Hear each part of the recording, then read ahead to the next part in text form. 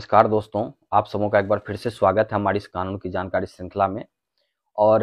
आज हम लोग फिर से बात करने जा रहे हैं कॉन्ट्रेक्चुअल एम्प्लॉय यानी कि संविदा कर्मी के नियमितीकरण या रेगुलराइजेशन के बारे में, जिस पे सुप्रीम कोर्ट ने 2-3 दिन पहले ही एक महत्वपूर्ण जजमेंट दिया है। सुप्रीम कोर्ट ने बेसिकली इस फैसले में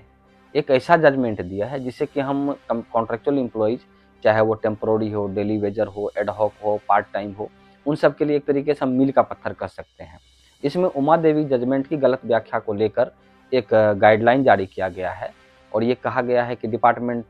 जो है किस तरीके से लोगों को उमा देवी के नाम पे बार-बार परमानेंट होने से रोक देता है और लंबे समय काम करने के बावजूद भी उन्हें धक्के देकर बाहर कभी भी निकाल देता है और कोई भी बेनिफिट देने से उन्हें रोक देता है। इस जजमेंट में हम लोग चर्चा करेंगे कि सुप्रीम कोर्ट ने किस प्रकार से जो अपॉइंटमेंट है जिसका बैकडोर है उसके बारे में क्या कहा, या फिर क्वालिफिकेशन यदि कई बार चेंज हो गया तो उसके बारे में क्या कहा, या सैंक्शनड पोस्ट है नहीं है तो क्या होना चाहिए, इन सब पे जो चर्चाएं की है, या आउटसोर्स कर दिया गया तो उसके बारे में क्या कहा गया। तो सुप्रीम कोर्ट ने बेसिकली जो जजमेंट अभी दिया है इसे Jaggo versus union of India, basically इसमें 2-3 जो थे एसएलपी एक साथ पिटीशन को सुना गया था और सुप्रीम कोर्ट ने ये कहा है कि जो कॉन्ट्रेक्चुअल एम्प्लॉयज होते हैं वो बेसिकली एक तरीके से सरकार के अंग वो भी होते हैं। और उमा देवी जजमेंट में जो फैसला दिया गया था उसमें साफ साफ ये कहा गया था कि कॉन्ट्रेक्चुअल अपॉइंटमेंट को रोका जाए, इसीलिए डिटेल में गाइडलाइन दी गई थी। लेकिन क्या कॉन्ट्रेक्चुअल अपॉइंटमेंट रोका? तो इस जजमेंट में ये कहा गया कि नहीं, कॉन्ट्रेक्चुअल अपॉइंटमेंट नहीं रोका गया। जब कॉन्ट्रेक्चुअल अपॉइंटमेंट नहीं रोका गया, जो प्रोहिबिटेड था उमा देवी के हिसाब से, तो उसको कंटिन्यू करने के बाद जो एम्प्लॉय कंटिन्यू काम करते आ रहे हैं उसको इस आधार पे रोक देना कि उमा देवी जजमेंट का कंप्लायंस नहीं हो रहा, ये भी इलीगल माना जाएगा। और यही बातें मैं लगातार कई बार आप लोगों से मैंने कहा पहले भी है और हमारी डिमांड भी इसी तरीके से रहती है। कभी भी हम कोर्ट जाते हैं कि भाई जब उमा देवी में कॉन्ट्रेक्चुअल को रोक दिया गया था तो कॉन्ट्रेक्चुअल का आपने कंटिन्यू क्यों किया, और यदि कंटिन्यू किया है तो फिर इनके राइट उनको दीजिए। तो सुप्रीम कोर्ट ने जो अभी फैसला दिया है उस फैसले में ये कहा है कि जो अपॉइंटमेंट है, पहला पॉइंट क्या होता है, अपॉइंटमेंट। अपॉइंटमेंट से रिलेटेड सुप्रीम कोर्ट ने ये कहा कि यदि किसी का अपॉइंटमेंट बैकडोर से भी हुआ है और वो रेगुलर नेचर के पोस्ट या रेगुलर नेचर का काम कंटिन्यूस वे में करते आ रहा है जो पोस्ट एसेंशियल नेचर का है, तो उनको इस आधार पे नहीं रोक सकते कि इनका बैकडोर एंट्री हुआ है, पहला पॉइंट। दूसरा चीज ये कहा गया है कि पोस्ट सैंक्शनड है कि नहीं है। कई बार ये होता है कि डिपार्टमेंट कहता है कि पोस्ट सैंक्शन नहीं, इसलिए हम परमानेंट नहीं कर सकते। लेकिन आपने जो किसी को लंबे समय तक काम पे रखा और लंबे समय तक कंटिन्यू करके रखा, इसका मतलब आपको उस पोस्ट की रिक्वायरमेंट है तभी कंटिन्यू किया है। और जब आपने कंटिन्यू किया है तो उनको राइट है कि वो भी परमानेंट एम्प्लॉई हो जाए, और परमानेंट एम्प्लॉय होने के लिए उनके पास प्रॉपर है, तो पोस्ट सैंक्शन नहीं होना बचाव नहीं हो सकता है।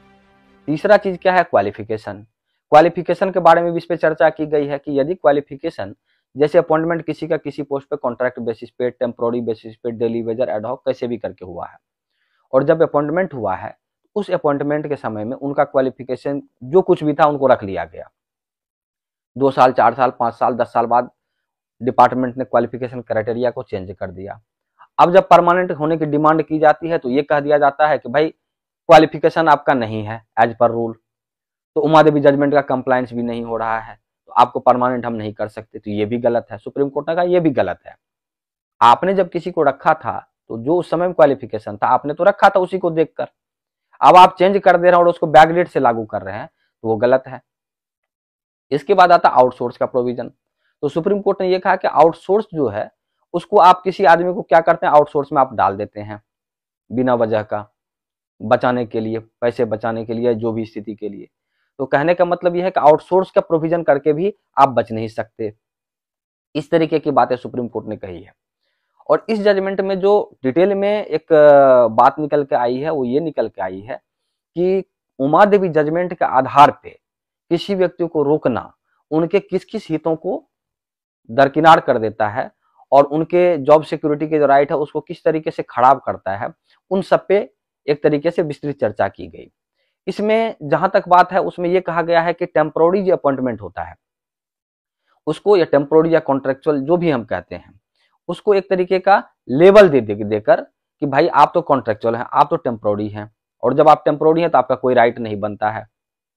तो ये बात जब आप बता देते हैं, टेम्पोररी और कॉन्ट्रेक्चुअल जो तमगा लगा देते हैं, लेवल लगा देते हैं, और उसके आधार पे उनके साथ डिस्क्रिमिनेशन किया जाता है रेगुलर एम्प्लॉय के बराबरी में, वो गलत है। फिर अगला पॉइंट निकल के ये आता है कि भाई आपने तो उसको इस आधार पे कर दिया, अब आता है क्या कि उसके कंटिन्यूअस काम करने पे आप क्या करते हैं, लंबे समय तक कोई आदमी काम किया, उसको अचानक से आप टर्मिनेट कर देते हैं। टर्मिनेट इस आधार पे कर देते हैं कि भाई आपको कोई आधार है नहीं है, जबकि सुप्रीम कोर्ट ने पहले खुद कहा, इस जजमेंट में भी कहा है कि हमने पहले भी ये कहा है कि कॉन्ट्रेक्चुअल एम्प्लॉय को भी टर्मिनेशन के लिए बराबर का राइट है फेयर हियरिंग का। उसको अचानक से आप कभी भी बाहर नहीं निकाल दे सकते, उन्होंने केस कर दिया तो निकाल दो, कोई छोटी सी बात हुई तो उनको बिना वजह के निकाल दो, ये भी गलत है कि भाई उनको डर के मारे वो कुछ कर नहीं पाते। उसके बाद क्या है कि उनको करियर में प्रोग्रेशन की बात आती है। जो कॉन्ट्रेक्चुअल एम्प्लॉइज है, इसमें यह साफ साफ इस जजमेंट में भी कोर्ट ने कहा है कि जो करियर में जिस पॉइंट पे कोई आदमी अपॉइंट हुआ है कॉन्ट्रैक्ट बेसिस पे, उसी पे यदि परमानेंट एम्प्लॉय अपॉइंट होते हैं तो उनको क्या होता है कि समय के साथ में उनको हर तरह के बेनिफिट दी जाती है, प्रमोशन होता है, सारी चीजें दी जाती है। लेकिन कॉन्ट्रेक्चुअल एम्प्लॉय 10-10, 20-20 साल काम कर ले तो उनको कुछ नहीं मिलता है, 30-30 साल काम करने के बावजूद भी उनको करियर में कोई बेनिफिट नहीं दिया जाता है, ये भी गलत है, सुप्रीम कोर्ट ने साफ साफ कहा है। तो कहने का मतलब यह है क्या कि